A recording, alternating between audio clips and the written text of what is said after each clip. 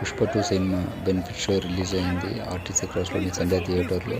అక్కడికి అల్లు అర్జున్ కూడా అభిమానులతో కలిసి చూసేందుకు వచ్చిండు. అక్కడ అల్లు అర్జున్ వస్తుండటంతో అభిమానులు పెద్ద మొత్తంలో వచ్చారు.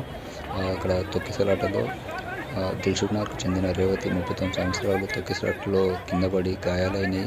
పోలీసులు సిపిఆర్ చేసేంత ప్రయత్నం చేసినా ఆమె బతకలేదు, చనిపోయింది. ఆమె కొడుకు శ్రీతేజ్ 9 సంవత్సరాలు, అతనికి కూడా తీవ్ర గాయాలని హాస్పిటల్లో చికిత్స అందిస్తారు. కొంచెం పరిస్థితి విషమంగా ఉంది. ఆమె 7 సంవత్సరాల కూతురు షాన్వి కూడా గాయాలైనవి. అందరూ కూడా తొక్కిసలాటలోనే గాయాలైనవి.